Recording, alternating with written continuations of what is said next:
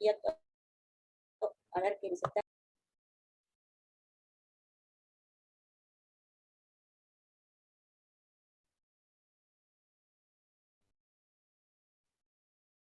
Bueno, faltan algunos todavía, pero los saludo a todos, les tienen las notas, todos la pudieron ver, ¿sí? Vamos a hablar un poquito sobre los parciales, en el sentido de qué nos pareció y qué estamos las dos doctoras para hablar sobre ello. Pueden preguntarnos si quieren alguna cosa, y sobre todo decirles algunas cosas que se pueden mejorar de los parciales, ¿de acuerdo? ¿Sí, Roxana? Hola, ¿cómo están? Ay. Perdón, me tocaba el timbre justo, chicos, más incómodo el momento. ¿Cómo andan? ¿Bien? Bueno, estuvieron... ya les explicaste, perdón, porque justo tuve que ir a atender, porque me estaban tocando, me tocaron 3 veces. Estaba esperando para que yo hablara. Que vos saludaras para después empezar a hablar sobre los parciales. Dale entonces. Bueno, los parciales, gracias a Dios, el esfuerzo de ustedes, de todo el mundo, estaban bien. Hay cosas que se pueden mejorar y queremos decirles más o menos en qué es, para que lo tengan en cuenta. Sobre todo, que lo tengan en cuenta para el final. Por ejemplo, muchas de las cosas que se preguntaban, nosotras sabemos, ustedes también, que en esta nueva modalidad que tenemos, se puede cortar y pegar. Ahora, con una cuestión de presentación, de delicadeza, de presencia de un examen, cuando corten y peguen, pero sepan cortar y pegar de forma tal de que no pase el párrafo que ustedes transcribieron en una hoja y en la siguiente hoja el pedacito pegado, sin siquiera transformar absolutamente nada. Sabemos que es de investigación, sabemos que es de buscar en todos los elementos que tengan, incluso en muchos resúmenes que hicieron con nosotras o que tienen material que les entregamos.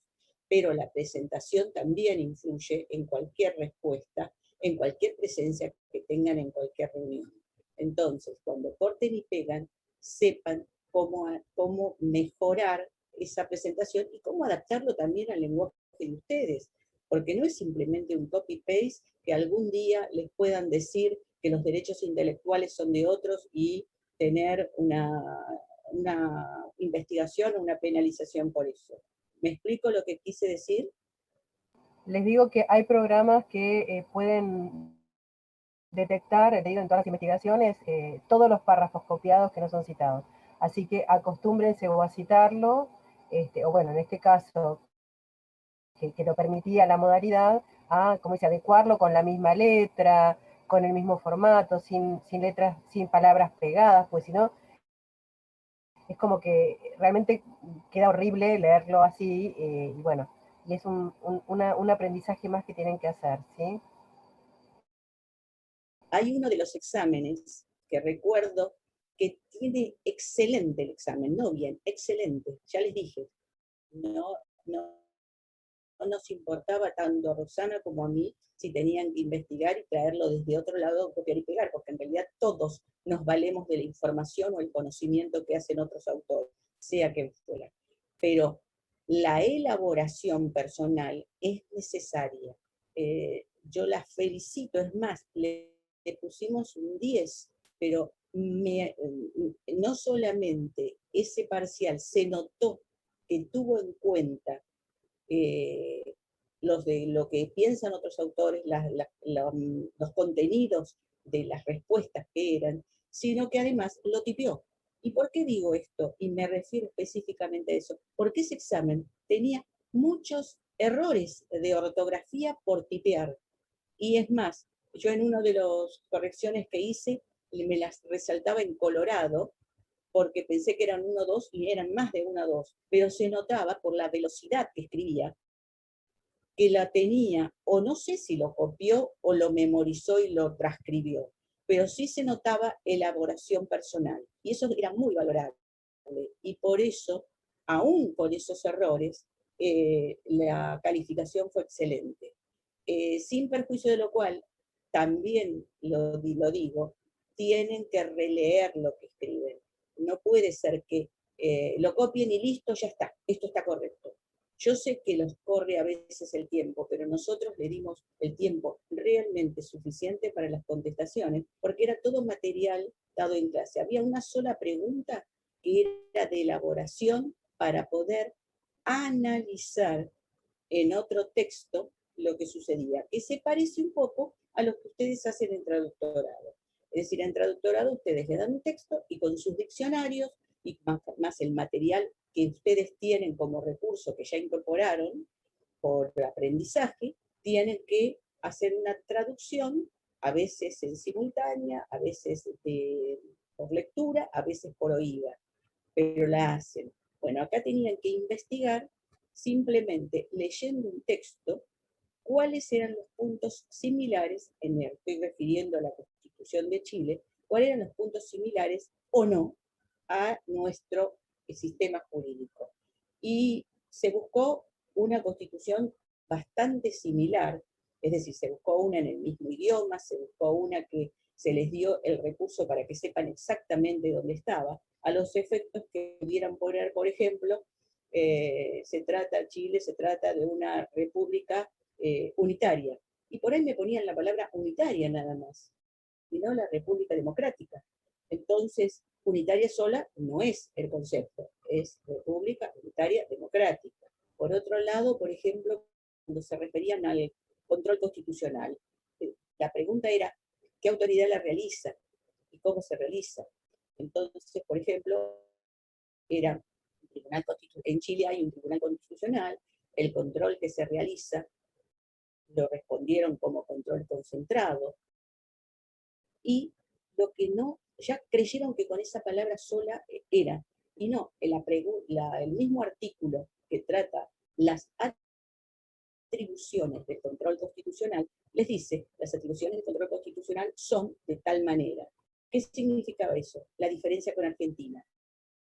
¿Por qué? Porque allá, si bien es un control constitucional concentrado, porque lo hace un solo organismo que se llama Tribunal Constitucional, está bien lo que dijeron los miembros que está integrado y todo eso, la diferencia es que también puede ser un control constitucional de otras leyes, de otras cuestiones de autoridades, no solamente a priori estoy hablando antes que entre en vigencia la ley, sino también a posteriori.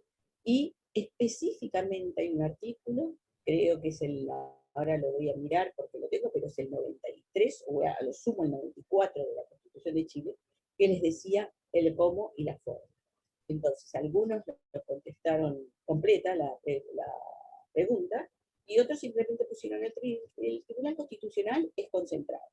Y ahí viene algo que siempre pide Roxana. A ver, Rox, con respecto al Tribunal Constitucional, que vos siempre pedís cómo se realiza y a quiénes se aplica.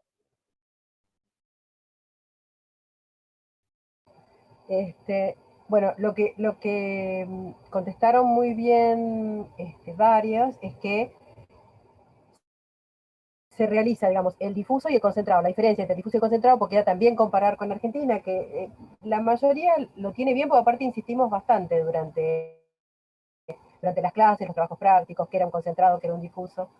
Pero justamente porque insistimos, tienen que acostumbrarse que en derecho y en cualquier disciplina, a veces lo obvio debe repetirse, y sobre todo para los abogados y para quienes trabajan para abogados. O sea, no es porque suponiendo que lo sepamos todos, no debamos repetirlo. Lo correcto es repetir el concepto completo. Entonces, lo difuso y lo concentrado tiene que ver, porque si bien en cualquier tribunal, digamos, constitucional, se realiza una concentración porque un solo tribunal, sin pasar por varios, realiza la evaluación de si es constitucional o no constitucional, pero además el efecto por la concentración hace que vaya a todos los habitantes, ¿sí? Ciudadanos y habitantes de ese estado, ¿no?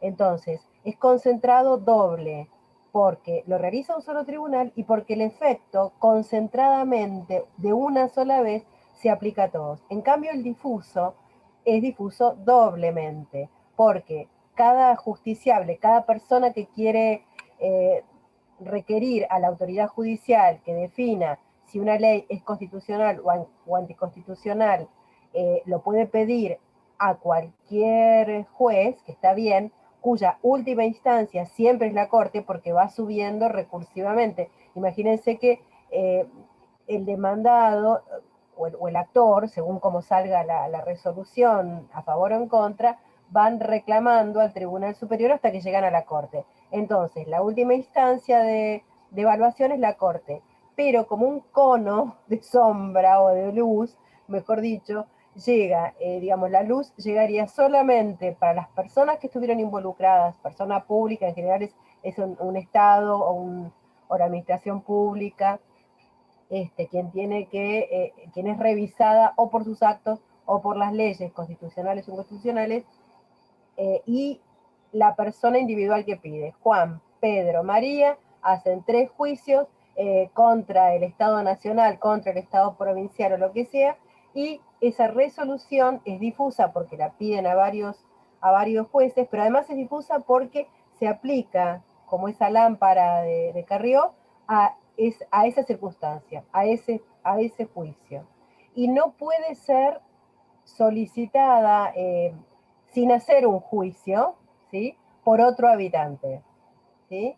Entonces, ahí tenemos, jugando un poquito con el stare decisis que vimos en Estados Unidos, que es un poco esto, que se difumina también en cada situación, pero que son un poco más rigurosos en que los jueces y toda la sociedad en un punto aplica como una rémora del Commonwealth, ¿sí? Hola, ¿cómo estás, Jessy? Como una rémora del Commonwealth, aplica esta decisión cuando algo es inconstitucional o algo es constitucional, porque ya se sabe que el Tribunal Superior, que es la Corte Federal, va a decidir lo mismo. Aquí, en general, pasa algo similar, pero lo cierto es que a ver, si a mí, María, no me dijeron que era constitucional o inconstitucional, es libre el juez, las partes, el Estado, de aplicarme la norma que nada se dijo sobre mí. ¿Me expliqué? O sea, tenemos difuso, los jueces, todos los jueces, y difuso el resultado porque solamente ilumina a quienes lo pidieron.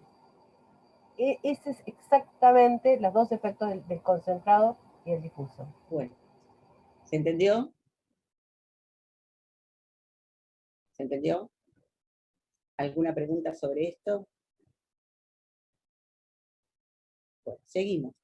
La otra cuestión que, así como de eso que les digo, no es repetitivo cuando se les pregunta expresamente si es que tuvieron que contestarlo en una respuesta anterior. Por una razón. Les voy a dar un ejemplo que nos sucede a nosotros en la cotidianidad cuando trabajamos.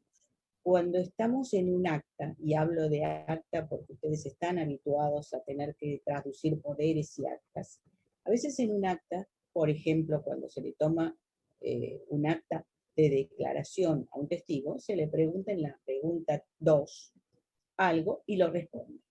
Y la pregunta 4, no la 3, la 4 se le pregunta algo que tiene que ver con el contenido de la respuesta 2, necesariamente, pero no es que la testigo ahí no tiene que tiene que contestar aunque lo tenga que repetir, porque es una pregunta y la debe contestar, no la podrá contestar, la debe. ¿Qué les quiero significar con esto? Así como en la 2 respondió, y en la 4 se le hace una pregunta parecida, tiene que responder. Si ustedes estuvieran traduciéndolo en su profesión, cuando se reciban, y ahora en algunos textos, la tienen que colocar, no pueden decir, estaba más arriba. Digo esto porque, ya les dije, el Tribunal Constitucional tiene como atribuciones el control constitucional de las normas que se hacen antes de entrar en vigencia, pero la particularidad de Chile es que en el mismo artículo, en los incisos siguientes, decía que también lo podía hacer a posteriori, y también lo podía hacer de los actos de los funcionarios que ejercen otros poderes. Ahí estaba recién la respuesta completa. Esa con respecto a la respuesta de la pregunta en cuanto a la comparación con otro texto que se les había dado, y era la diferencia muy grande con Argentina. Respecto de la pregunta 2, era la pregunta sobre Francia. Noté que había algunos temas que no habían respondido, que hacían falta, y Roxana se los colocó en los faltantes. Nosotros tenemos los parciales corregidos, así que si alguien quiere saber de qué se trata, les explicamos. ¿Sí? A ver, ¿alguna pregunta de los que están presentes sobre esa materia, sobre esa pregunta? Seguimos con la pregunta 3, entonces. La pregunta 3 era sobre Reino Unido, si mal no recuerdo. Sí. La pregunta 3 era sobre el Reino Unido. Sobre el Reino Unido era qué tipo de forma y qué tipo de gobierno, y a su vez lo que les preguntaba era enumerar los documentos constitucionales y decir brevemente de qué se trataba. Es decir, el documento y, por ejemplo, el año. Y trata de que el rey le limitan los poderes al rey, en un caso, en el otro caso, por ejemplo, era que lograban tener el representante en el Parlamento. Normalmente algunos ni siquiera pusieron el nombre de los documentos. Cuando es que no pusieron esa parte, no está contestada la pregunta en cuanto a la mitad. Esa pregunta valía 2 puntos, al igual que cualquiera de las a desarrollar. Cuando la pregunta no está completo, se calificaba como 1 o 1,50 quizás, si faltaba muy poco. La pregunta 4, Estados Unidos. En Estados Unidos también faltaban algunas cosas, en el cual faltaban bastante, si bien estaba muy explícito lo que tenían que desarrollar. A ver, Roxana, principalmente en Estados Unidos, ¿qué faltaba? Lo que faltó en varios exámenes fue ojo, estuvo un poco parejo, porque por ahí faltaban algunas cosas, y en unos y en otro otras. Las formas de modificar la Constitución. Esperen, vamos a empezar por el principio. El tema de la confederación, que sí contestaron todos que al principio fue una confederación y eso estaba bien, pero también hubo como una confederación explícitamente separada cuando fue la guerra civil, que algunos lo pusieron, otros no. Bueno, entonces para completar se los puse, se los estamos diciendo para que lo recuerden, que fue entre 1861 y 1865. O sea que funcionaron como dos confederaciones.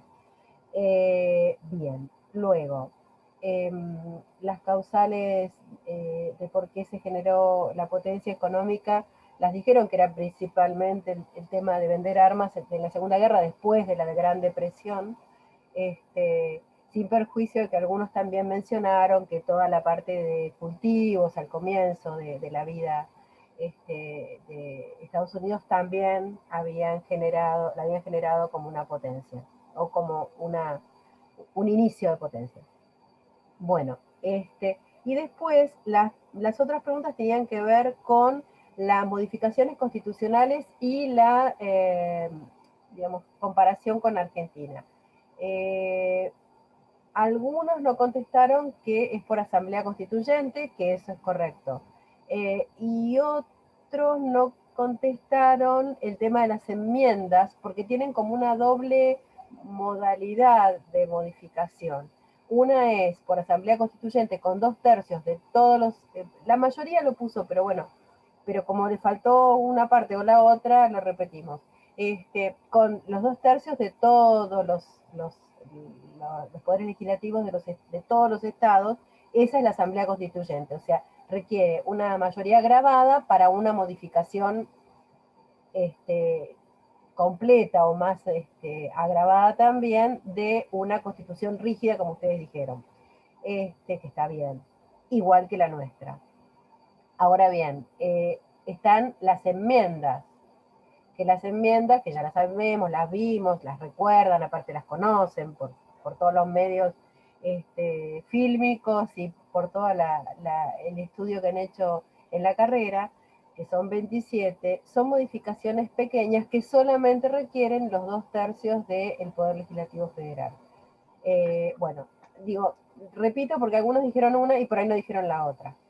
Y después, en cuanto a la estructura del Poder Judicial y la comparación, los dijeron bien, pero algunos solamente hablaron de las instancias de las cortes provinciales y en su caso estaduales, que son como el paralelo, y de la Corte Suprema de Justicia y la Corte Federal, que es como el paralelo, ¿no? Pero no mencionaron los juzgados federales o los tribunales federales, que son una copia exacta, los nuestros a los de ellos, que son tribunales que tienen, digamos, doble competencia diferente, porque tienen competencia regional, ¿sí? Igual que en Estados Unidos. ¿Qué quiere decir? Que en nuestro caso, un solo tribunal federal va a regir para varias provincias, ¿sí? Y en el caso de ellos para varios estados. Bien. Y también la otra diferencia de lo federal con lo ordinario es que lo federal en general, bueno, en Estados Unidos tiene algunas competencias diferenciadas, pero digamos a grandes rasgos tiene que ver cuando hay conflictos entre estados, ¿sí? También hay cuestiones de, a ver, en Estados Unidos de quiebras, de patentes, todo eso va federal y cada vez se va como metiendo en la bolsa de federal más incumbencias, más competencias, o sea, tenés una competencia regional diferente y una competencia por materias diferentes. Y como decía, todo lo que ustedes mencionaron, a los que no mencionaron los federales, los que lo mencionaron en general, hubo algunos que estuvieron muy bien porque todo esto que estoy diciendo lo dijeron. Salvo lo que más se comieron era que eran competencias regionales y no provinciales en lo federal. Y en los tribunales ordinarios hubo una confusión que me preocupó, porque decía, no me acuerdo quién era, no importa, pero para que todos lo tengamos claro, que era la siguiente. Confundió los tribunales provinciales y nacionales, ¿sí? Con los tribunales de la Ciudad Autónoma de Buenos Aires, ¿sí? Entonces, recuerden que la Ciudad Autónoma de Buenos Aires, justamente lo hemos hablado en clase y todo lo demás, está muy, muy cuestionada y se está interpretando que tiene como la categoría de provincia, pero en realidad es una ciudad autónoma con diferenciada a las provincias, y no llega a la categoría de provincia. Entonces, pero es como si tuviese tribunales municipales, o sea, los tribunales de la ciudad son como tribunales municipales, ¿sí? Que son contenciosos, tributario, laboral, y no me acuerdo qué más, ¿no? Y nada más. Contencioso, tributario y laboral. Bien. En cambio, en Buenos Aires se da la doble cuestión de que los ordinarios que rigen en Buenos Aires son los antiguos nacionales, que serían el paralelo a los provinciales adentro de las provincias. ¿Y cuáles son las competencias? A ver, por el lugar, los tribunales son provinciales y son competentes en la provincia, ¿sí?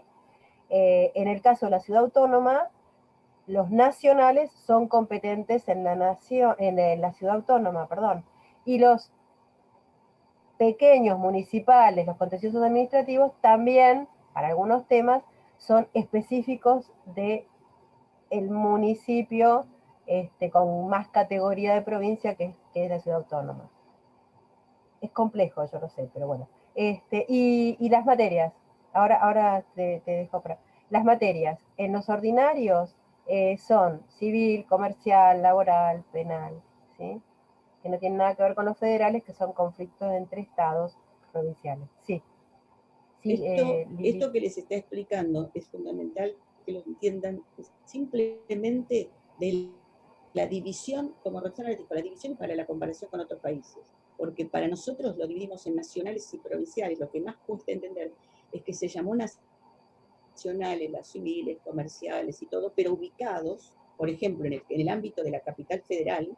Por eso yo a veces le nombro capital federal distinto a Ciudad Autónoma de Buenos Aires, para que sepan que cuando es capital federal es porque, algo que va con la respuesta, que en una de las respuestas yo la corregí, que decían que la nación delegaba en las provincias. No, la Constitución dice que las provincias se reunieron cuando hicieron la Constitución y son ellas quienes delegaron una porción de su poder a la nación para que ejerza determinados actos. Entonces, no es lo mismo decir, como dijeron en varios parciales, que la nación les delegó las provincias, por lo menos con la palabra delegó. Si se refieren a otros actos, sí. Si se refieren a otros actos, puede ser. Pero en cuanto hablamos de poderes constitucionales, en cuanto a nación y provincia, las provincias conservan todo el poder no delegado a la nación. Y uno de esos que conserva es de dictar sus propios tribunales en su propio territorio. Y ahí está lo de los territorios que les explicaba, de la justicia provincial y la justicia nacional, que recién les explicaba Rosana. A partir del 94, cuando se incorporan como ciudad autónoma a la ciudad de Buenos Aires, recién ahí se incorporan los tribunales de la ciudad de Buenos Aires para ciertos actos. Generalmente son para cuestiones de multas, impuestos y contenciosos de la ciudad, ocurridos, vamos a decirlo de otra manera para explicarlo de otra forma, que ocurren o tienen lugar en el ámbito territorial de la Ciudad Autónoma de Buenos Aires. Bueno, hasta aquí lo de los parciales. Me gustaría en estos pocos minutos que quedan para este Zoom explicarles cómo cómo vamos a seguir durante este mes de mayo y junio. Sobre todo porque este mes de mayo y junio lo vamos a utilizar en el sentido usar para la materia, para practicar para el final. O sea, el final todavía no está decidido si va a ser escrito o oral. Vuelvo a repetir, los exámenes estuvieron muy bien, y para Jessica, que llegó más tarde, dije que había varios que estaba excelente, pero decía que lo lean después de realizarlo para evitar esas cosas de que queden las palabras juntas o que queden las palabras tipeadas por apuro mal y que hay que corregir. Está muy bien, Jessica, te felicito porque realmente estuvo muy bien tu parcial, se notó lectocomprensión, pero te pido que mejores eso. La otra cuestión, en estos minutitos les explico. Se van a dividir, o nosotros vamos a decir, les voy a decir la posibilidad, pero se los voy a decir no ahora, sino quizás se los mandemos escrito para subir al campus. Vamos a dividirlos en dos equipos como grupo colaborativo de trabajo. Van a realizar 2 trabajos prácticos a desarrollar previa investigación y va a ser verbal en aula. Es decir, lo van a entregar por escrito, pero lo van a exponer oral. ¿Por qué? Para explicar y animarse ustedes a hablar por si lo hacemos oral. Es casi seguro que a lo mejor lo hacemos oral. ¿De acuerdo? Entonces, un equipo va a trabajar sobre Unión Europea. Otro equipo va a trabajar sobre el Mercosur. ¿Cuándo van a trabajar? Bueno, hoy vamos a dividir los equipos en 4 y 4 o 5 y 5, y el de Unión Europea lo van a realizar para exponerlo. Creo que en la clase del 24 nos vamos a ver por si necesitan preguntar algo sobre la investigación para ese trabajo. Y en la próxima clase dan ustedes la de Unión Europea. Y en la otra, creo que hay parcial de una de las personas que no estuvo presente, un ausente, perdón, no sé si se va a presentar. Si se presenta el recuperatorio, vamos a hacer el recuperatorio. Si no, va a dar el equipo de Mercosur, y lo que vamos a hacer es marcarle el contenido, que lo hacemos ahora en este momento y en este poquito ratito.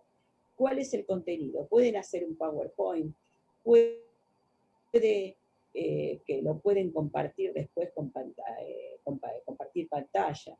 Vamos a armarles un Zoom para que lo hagan.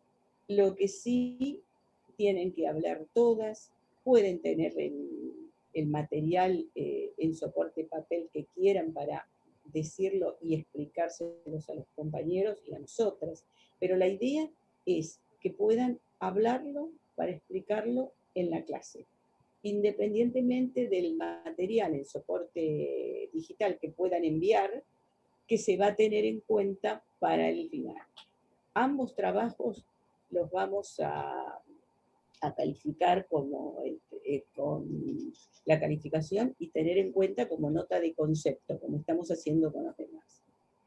Nos quedan 4 minutos. El trabajo sobre Mercosur lo van a tener que hablar con Roxana, que les va a decir el contenido de mínima, y los va a ir orientando. Ya les digo, vamos a hacer la clase, hoy es 17, en la clase del 24, que no iba a haber clase porque era feriado, en tanto y en cuanto no sea feriado, damos clase. Si es feriado, no la damos, ¿de acuerdo? Pero la idea del 24 es orientarlos sobre el material que busquen esta semana y la diagramación, sobre todo la diagramación de este trabajo. Roxana, ¿alguna aclaración sobre esto? Sí, entonces vamos para aclararnos. Hoy vamos a darle los conceptos rudimentarios de la derecho a la integración. El 24 vamos a tener una clase explicando lo que van a tener que hacer para las otras dos, porque o vas a dar algo de Unión Europea, ahí me perdí. Hoy les voy a dar, solo rudimentario de integración, ¿no es cierto? Hoy les voy a dar qué es integración y la diferencia con unión, pero también les voy a subir un material muy pequeño para orientarlas. Tengo un solo minuto. Perfecto.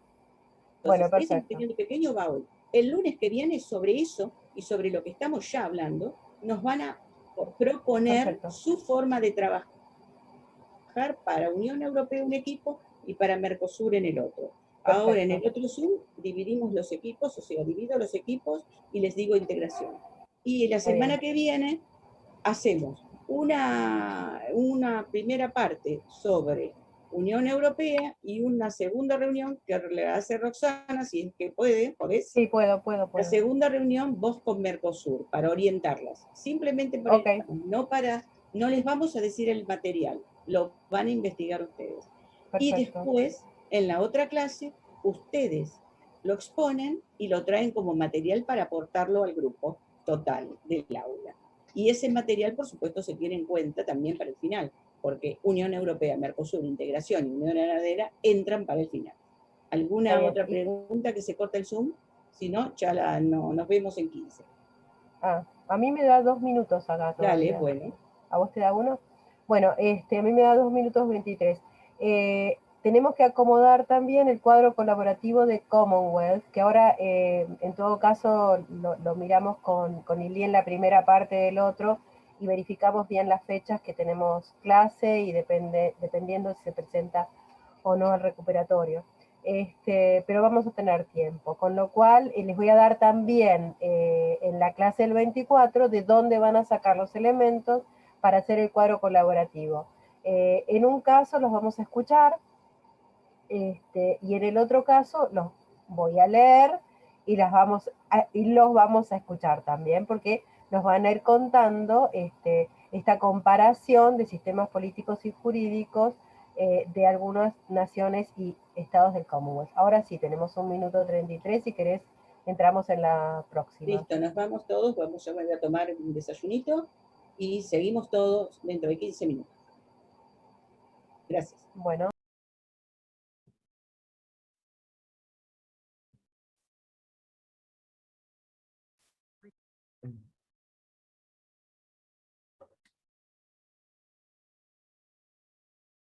Hola, Nico.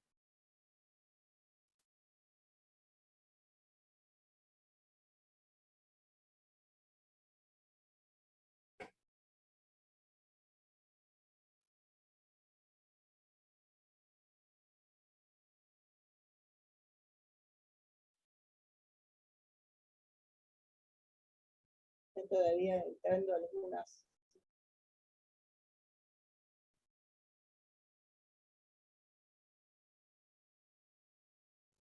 Bueno, Nico, ¿querías hablar algo? Buenos días. Buenos días.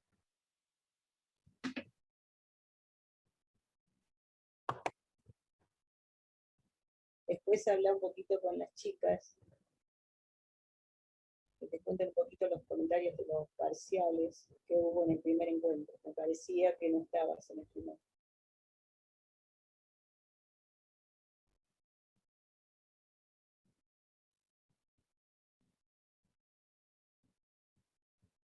Bueno,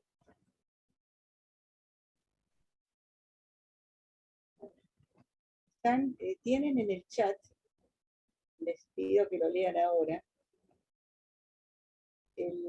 la modalidad y todo lo que hablamos hace un ratito sobre el trabajo práctico que van a hacer en el grupal.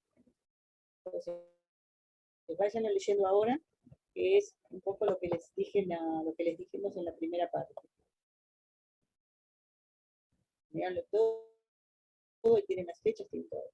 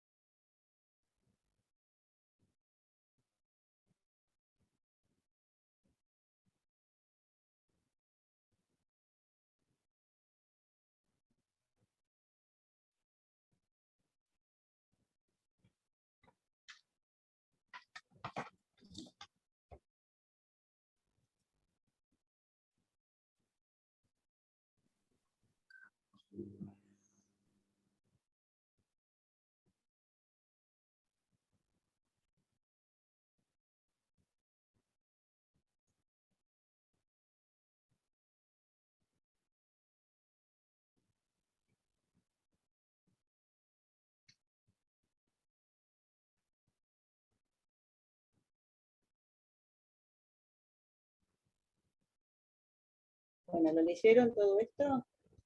Lo que tienen en el chat.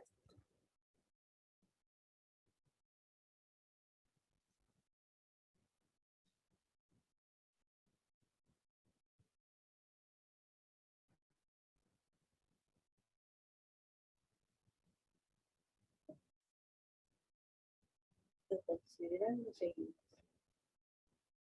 Bueno, vamos a hablar hoy entonces, comenzando un poquito con esta unidad 8, de algunos lineamientos generales. ¿A qué le llamo lineamientos generales?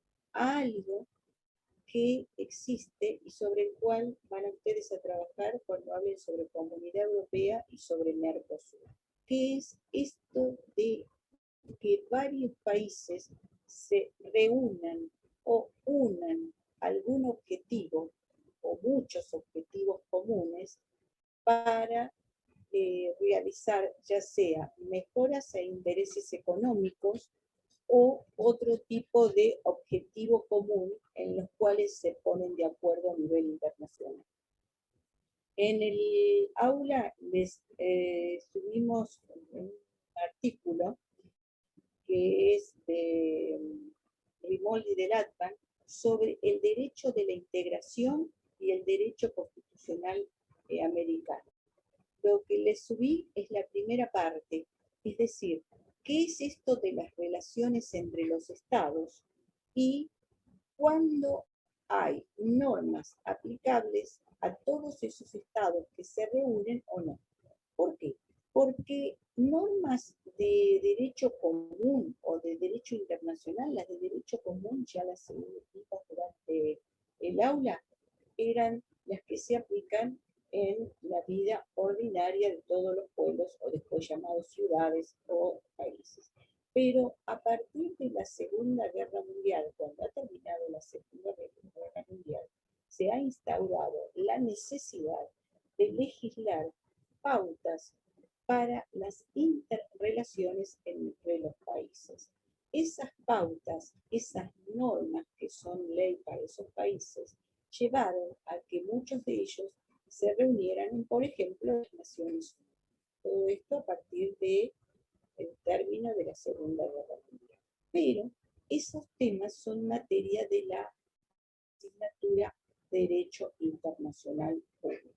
¿En qué consiste esto de Derecho Internacional Público? Les aclaro que esto que estoy diciendo está en el artículo que ya les subí. Y otras cosas. Bueno, y está. ¿Qué consiste esto de Derecho Internacional Público? Es relaciones entre países y de los tratados que firman entre ellos. Pueden ser tratados entre dos países o entre más de dos países sobre un determinado tema o sobre varios en común, en los cuales ambos coordinan cómo van a ser tratados e incluso cómo lo van a ser solucionados. ¿Por qué? Porque antes el modo de solucionar los problemas entre países era mediante la guerra. Y después de la Segunda Guerra Mundial, se advirtió, gracias a Dios se dieron cuenta, que la guerra no es la forma de solucionar problemas, sino la forma es la paz, conversar, consensuar y acordar soluciones a determinados temas. Esos temas se reunieron, esas relaciones entre varios estados se realizan en el ámbito del derecho público. ¿A qué le llamo el derecho público? Se realizan de estado a estado. Ahora, hay otras formas también. Esos de estado a estado es entre, se llama tratados. Es cuando coordinan un país con otro, en los cuales en general se encuentran previamente grupos que hacen un contrato marco previo y después se reúnen los países y los jefes de Estado para firmar ese tratado sobre determinada. Ahora, la diferencia está que en algunos países ese tratado es de cumplimiento inmediato dentro de sus respectivos países y en otros no. ¿De qué depende? Ahí es donde empieza la cuestión. Depende de lo que se llama soberanía. ¿Por qué? Porque algunas veces se sabe, no es que se piensa, se sabe, que la soberanía es el poder sobre un determinado territorio y sobre aquellos que rigen en el territorio. Entonces, en esa soberanía el pueblo es el que da sus propias normas y provee sus propias instituciones.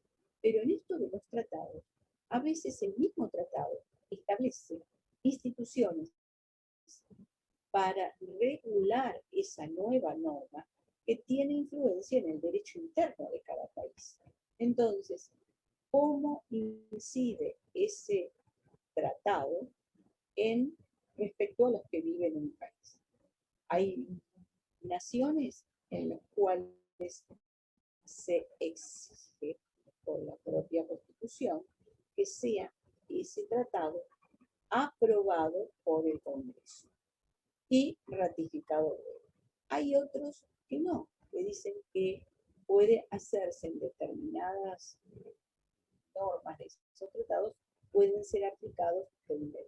Esa es una diferencia que van a ver ustedes, tenganlo en cuenta, en cuanto a cómo operan, cómo opera, se llama la palabra que tienen que usar, las normas de ese contrato marco de la Unión Europea y las normas de ese contrato marco de Mercosur. ¿De acuerdo? Entonces, en el derecho internacional, las relaciones entre los estados es a través de tratados.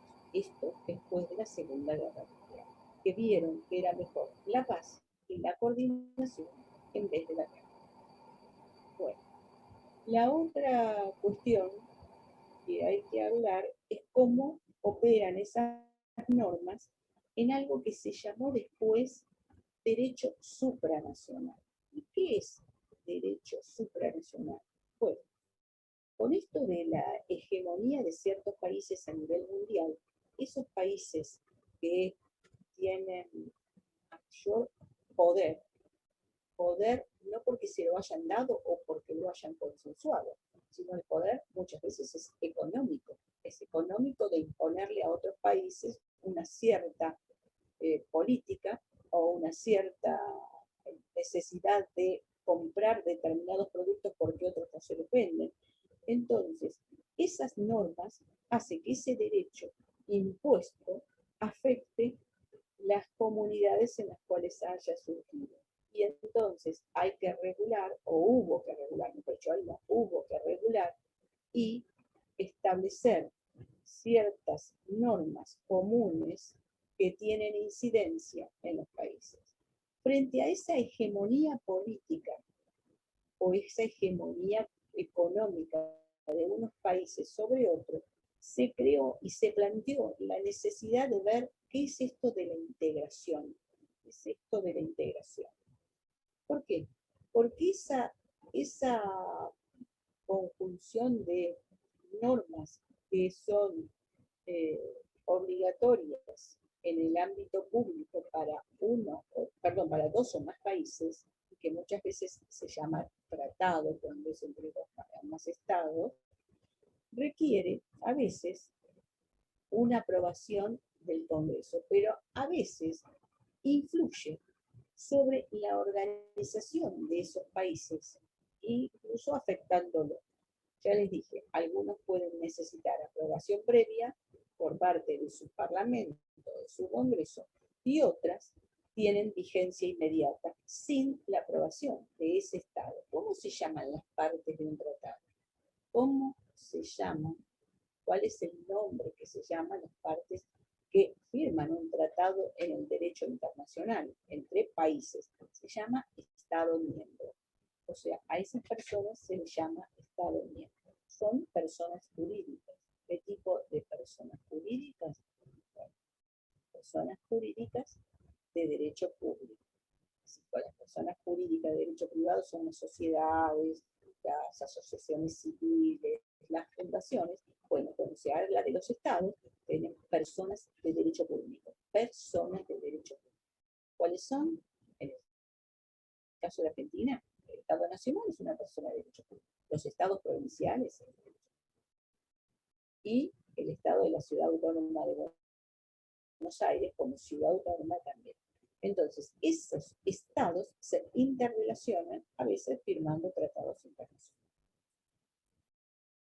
¿Cómo se solucionan esos planteos que pueden surgir a través de esa aplicación de normas que son más allá de los propios estados y que a veces pueden afectar a las instituciones internas del país? Bueno, se solucionan mediante la creación de organismos o instituciones internacionales tanto en el Mercosur como en la Unión Europea. Esas instituciones van a tener miembros que son funcionarios. ¿Cómo se eligen esos miembros? Lo van a ver en Unión Europea y Mercosur. ¿Cuánto duran? ¿Cómo se eligen? ¿Cuáles son las funciones?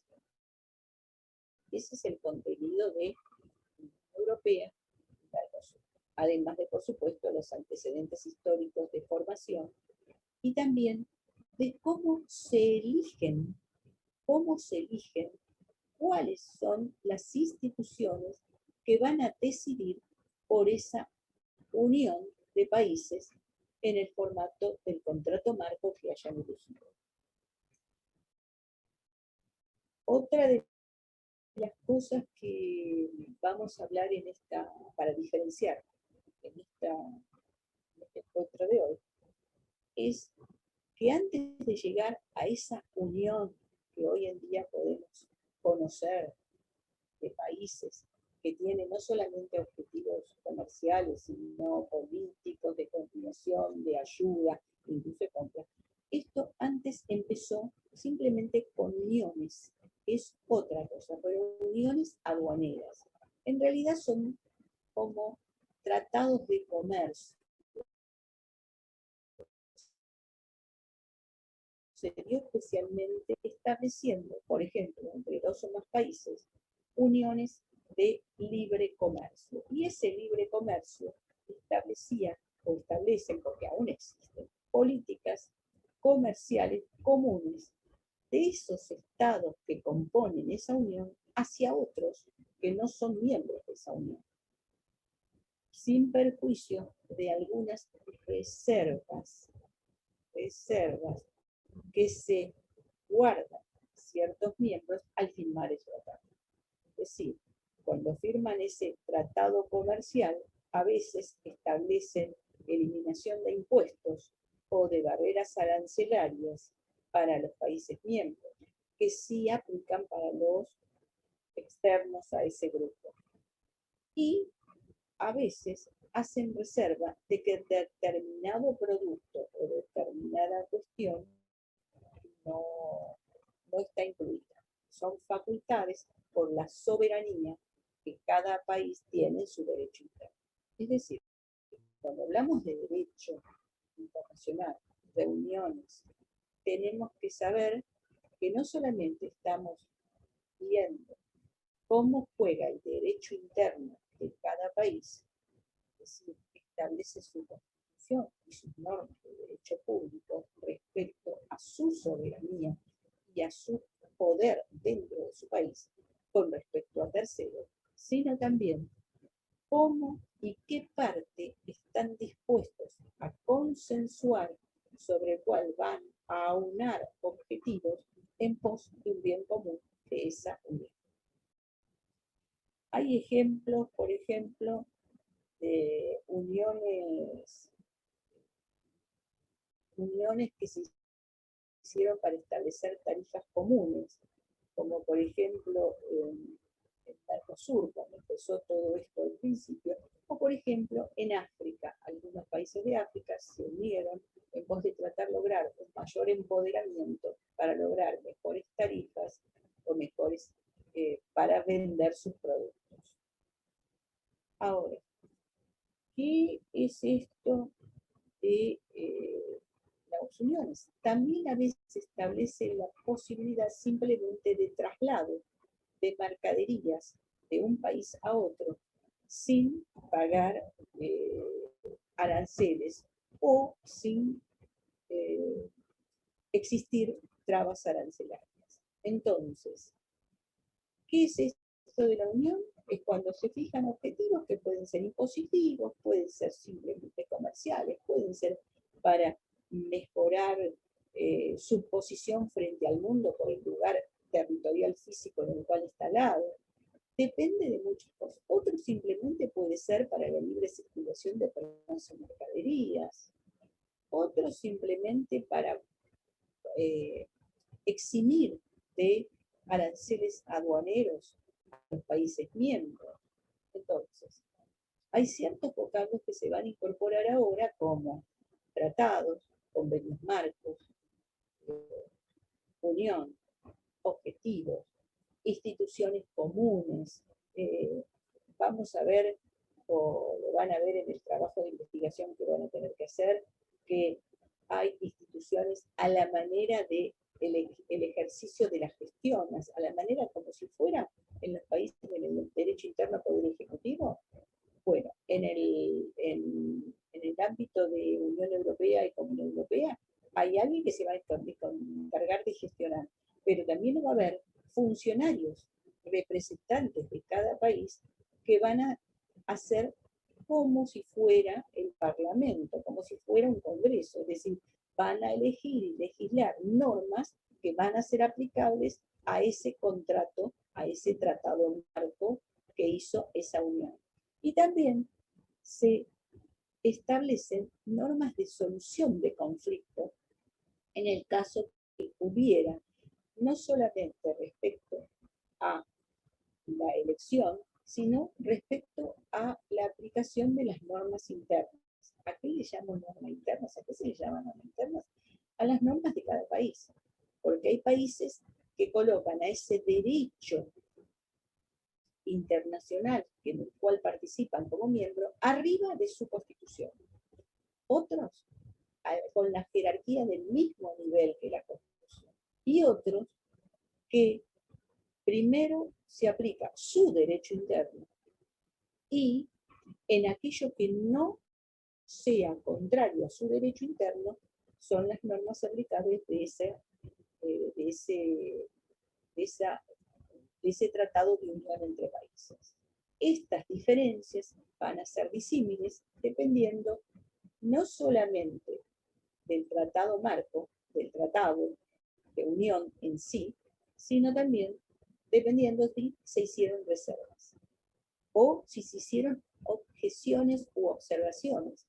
A veces los países cuando se incorporan a esa unión establecen que se incorporen pero bajo tal norma.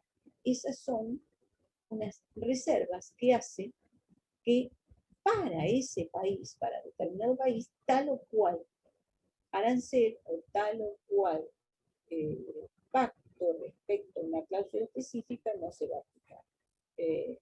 Otra de las cosas que van a ver, por ejemplo, en la Unión Europea, es qué pasó, más que qué pasó, qué sucedió, qué aconteció con esto de la salida del Reino Unido, y en ese caso, cuáles son las normas de solución respecto de ciertos temas que aún están pendientes de ir terminándose de acordar y hay un plazo para terminar. ¿Hasta ahí se entendió la diferencia? ¿Sí? Bueno, tienen subido un pequeño dibujito, que es un pequeño adelanto, y para el lunes que viene, entonces ustedes nos van a proponer a nosotros el contenido de su trabajo. Nosotros ahora con Roxana les vamos a subir unos pequeños tips para saber contenido de libro. Entonces, perdón, déjenme leer algo acá. Roxana, ¿querés agregar algo sobre este tema? No, yo tengo un cuadrito que después si querés te lo envío para verlo, si no si querés lo que puedo compartir, que es como más o menos lo que dijiste, cortito. Envíalo ahora mismo que te lo comparto. Dale, te lo envío. Esperen un segundo. Perdóname, compartilo vos desde ahí. Dale. A ver, ¿lo puedo compartir? Sí. A ver. Ahí está, ahí estamos.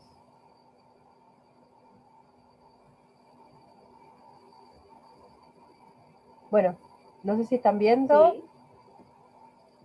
Bueno, entonces para repasar un poquitito lo que decía, porque aparte es aplicable a los dos temas que vamos a dar juntos todos, los vamos a escuchar preferentemente a ustedes, pero vamos a dar en Unión Europea y Mercosur. Entonces, el derecho de la integración es un derecho relativamente nuevo, digamos, en el marco del derecho internacional público, porque busca la integración jurídica, ¿sí? De varios estados, ¿sí? O sea, se dan un sistema normativo común, ¿ok? Entonces puede adaptarse a distintas estructuras jurídicas. ¿Mm? Entonces tenemos, hay una integración económica posible, ¿sí? Cuando se organizan un grupo de países con el fin de mejorar el intercambio comercial en sus territorios, ¿sí? Entonces, como decía Lili, los objetivos pueden ser la eliminación de obstáculos al comercio, la libre circulación de bienes, mercancías y personas, la reducción de los costos de transporte, la implementación de políticas comunes. Entonces, digo, la orientación es integrarse a fin de mejorar sus economías. Por eso se habla de integración económica, ¿sí? Después se los dejamos, o sea que les dio algunos elementos y no otros para no marearlos más. Entonces tenemos dentro de estos mecanismos que tienen que ver con el comercio y con la economía esencialmente, tenemos áreas que se llaman de aranceles preferenciales, ¿no? O sea, vamos con un orden gradiente, hagamos de cuenta que estamos subiendo una escalera, ¿no? Entonces tenemos el de aranceles preferenciales tiende a reducir, ¿sí?, algunos productos y cubrir algunos productos, reduciendo los aranceles, digamos, que se cobran por exportar o importar, ¿sí? Bien, pero solamente, qué sé yo, puede cubrir, no sé, por decir, el arroz y el maíz y el trigo, por ejemplo, algo así. O productos elaborados con esos elementos, fideos, arroz envasado. Bien, si subimos un escalón más, tenemos en el marco de la integración un área de libre comercio. Esto ya no atañe solamente a algunos productos, sino que reducen parcial o totalmente aranceles entre miembros del bloque de, en fin, todos los elementos que se exportan e importan. Entonces, lo que busca realmente es un libre comercio, limitado a los productos que contengan pocos o ningún componente importados de fuera del área. Quiere decir, los que sean producidos íntegramente o en un porcentaje muy alto dentro de los países que se encuentran en el área de libre comercio. Bien. Esto suele ser, les cuento, una engaña pichanga, lo del libre comercio, porque nos obligan a solamente, digamos, comprar a los países del bloque. Entonces, comprar y vender a los países del bloque. Razón por la cual nos impiden exportar a otros países con precios un poco más altos, nos reducen los precios de venta, y a veces pagamos precios más altos de compra solamente por haber firmado el Tratado de Libre Comercio, porque en general tenemos que estar atentos a que no siempre los países que firman los tratados estos están en paridad económica, no, son algunos países más débiles con unos más fuertes. Entonces nos imponen que les compremos caro y les vendamos barato, y encima no podamos vender fuera de ese marco. Entonces, las áreas de libre comercio hay que ser como un poco, tener un espíritu crítico para leerlas y apoyarlas, digo, porque finalmente somos ciudadanos que nos vemos favorecidos o perjudicados por estas cosas. Bien, entonces, aranceles preferenciales algunos, libre comercio, todos los productos, unión aduanera. La unión aduanera, subimos un escalón más, se caracteriza por la liberación del comercio recíproco de todos los bienes producidos, ¿sí? Bueno, esto ya implica un conjunto de elementos jurídicos más fuertes y más cantidad, como mencionaba Lili, que hay que firmar tratados, convenios, disposiciones, en fin. Y internalizar ese derecho en cada uno de los países que formaron la Unión Aduanera.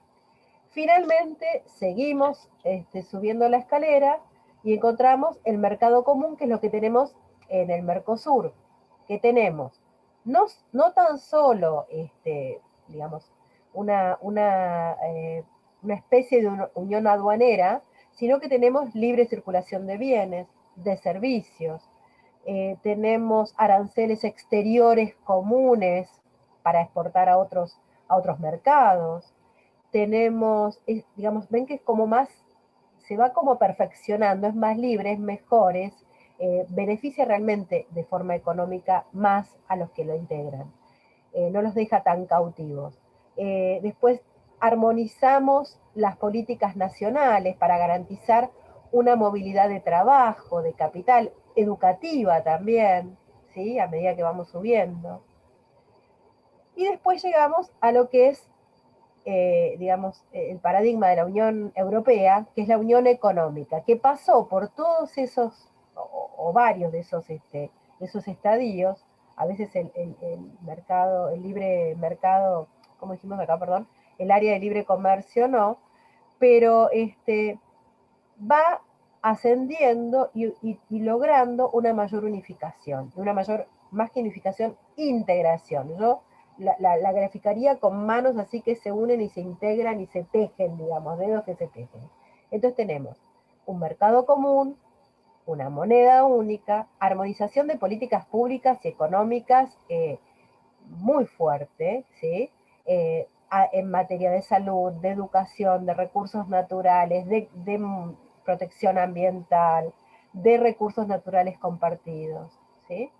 Bueno, y allí es, en estos dos últimos estadios, mercado común y unión económica, es donde necesitamos ver más, lo que vamos a ver en los trabajos que realicemos juntos, eh, cómo es el sistema jurídico, cómo es el sistema político, porque tienen, digamos, organismos al modo de un Estado, ¿sí? Como un poder ejecutivo, un poder legislativo, un poder judicial, bueno, más comisiones que tratan del comercio, la educación, el medio ambiente, que van como integrando, realmente tejiendo, armando como un suéter, tejiendo, o un poncho, no sé, algo artesanalmente, un sistema jurídico y político, ¿sí? Que después, vamos a verlo también, cómo todo esto que es externo a los países se hace interno en cada país,